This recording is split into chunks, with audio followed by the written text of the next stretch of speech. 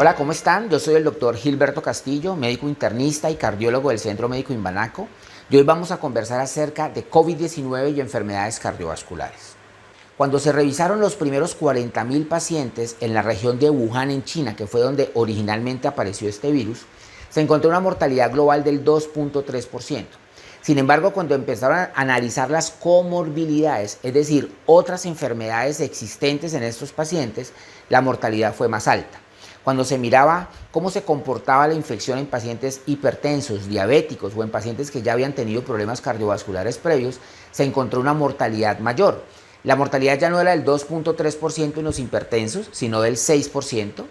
Ya no era del 2.3% en los diabéticos, sino del 7%. Y en aquellas personas que ya habían tenido problemas del corazón y enfermedades cardiovasculares fue superior al 10%. Vamos a empezar a contestar entonces sus preguntas por redes sociales. Aquí tenemos enfermera cardiovascular por Instagram, Clemencia Toro por Facebook. Nos hacen más o menos la misma pregunta. ¿Por qué los pacientes hipertensos tienen más riesgo de COVID-19? Y ahí hay que aclarar un punto. El riesgo de infección lo tenemos todas las personas. Si tú eres hipertenso o no, eres diabético o no, pero tú te expones a las personas con virus, tienes un riesgo muy alto de infección. Con los pacientes hipertensos no está 100% demostrado que el problema sea de infección. Algunos estudios parecen sugerir que las personas hipertensas sí se pueden infectar con más frecuencia, pero no está totalmente demostrado. Lo que sí está demostrado es que si las personas son hipertensas y adquieren la infección, el riesgo o la probabilidad de que esta infección no sea tan leve, sino que se complique, que incluso el paciente requiera hospitalización, bien sea en piso o en unidad de cuidado intensivo, es más alta. La razón a ciencia cierta no se sabe cuál es la causa exacta por la que esto ocurre. Parece ser que los pacientes con enfermedades cardiovasculares tienen dos características. Una, que la rigidez de las arterias en los pacientes hipertensos de larga data, los problemas cardíacos, todo esto hace que la respuesta del sistema cardiovascular ante cambios externos súbitos, como por ejemplo la taquicardia o por ejemplo la necesidad de un mayor esfuerzo cardíaco que se producen en los pacientes que tienen la infección de COVID-19, el sistema cardiovascular puede que no responda con la misma rapidez y eso entonces genere un incremento de las complicaciones. Otra hipótesis se refiere al tratamiento farmacológico para la hipertensión arterial de algunos pacientes. Ya hace un par de semanas circulaban ciertas versiones que decían que los pacientes que tomaban algunos tipos de medicamentos antihipertensivos podían tener un riesgo más alto de infección. Sin embargo, no se ha demostrado que esto sea así.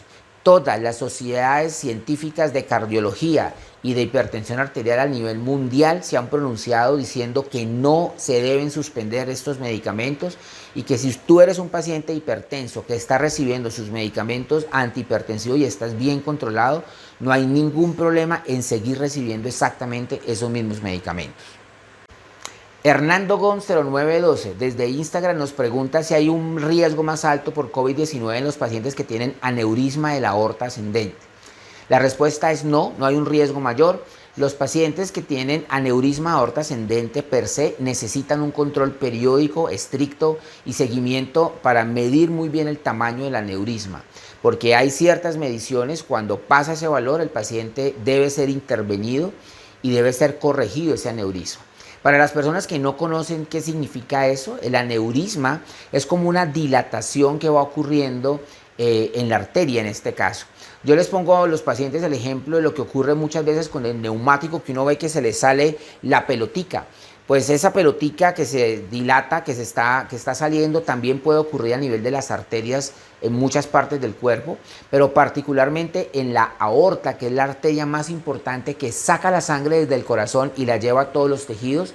Hay que prestar atención y lo más importante es el tamaño, la ubicación y el tamaño que tengan, y según ese tamaño se decide en qué momento se debe practicar la intervención. Pero con COVID-19 no hay mayor riesgo reportado. Magda Telles nos pregunta por Instagram si hay algún riesgo en automedicarse. La respuesta es absolutamente sí. Así como hablábamos ahora también de la importancia que tiene no suspender los medicamentos antihipertensivos que tu doctor te ha formulado, igualmente creo que en estas circunstancias necesitamos tener la orientación profesional para no automedicarnos y no formular absolutamente nada de las barbaridades que hemos visto muchas veces en redes sociales. Han salido numerosas numerosas historias de gárgaras con sal y limón, de baños en agua de mar, incluso más recientemente el famoso cuento de los desinfectantes que al parecer lo mencionaron en broma, pero muchas personas se lo creyeron e ingirieron estos desinfectantes. Pues por favor, nada de eso es cierto, por favor no automedicarse, esa es la recomendación más importante en este momento. Alejandra Echeverry nos pregunta si el riesgo de un infarto cardíaco es igual en hombres o en mujeres. En general depende de la edad.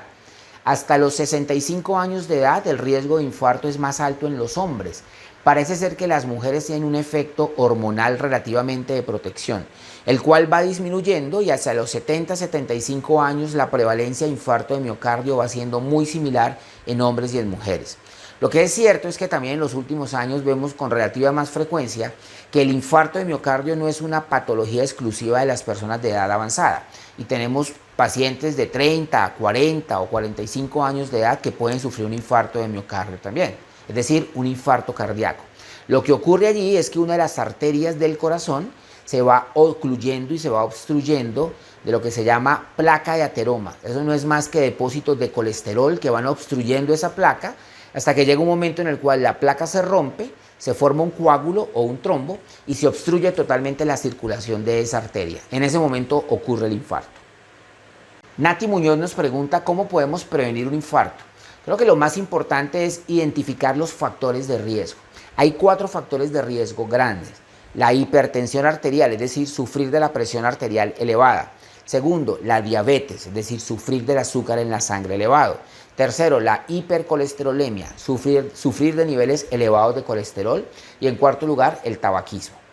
Si tú revisas muy bien estos 4 factores de riesgo, es decir, presión arterial alta, azúcar alta, colesterol alto o fumar, tú como paciente puedes conocer a ciencia cierta solo uno de los 4, y es si fumas o no fumas. Para los otros 3 factores tienes que hacerte chequeos, tienes que hacer que te tomen la presión, controlarte el azúcar y saber cómo están los niveles de azúcar, y controlarte el colesterol y mirar cómo están estos niveles de colesterol. Si hay antecedentes familiares de problemas cardíacos, debemos ser mucho más estrictos en el control de estos factores de riesgo. Entonces, controlar los factores de riesgo, tener una buena alimentación y un buen nivel de actividad física disminuyen marcadamente el riesgo de llegar a sufrir un infarto de miocardio en el futuro.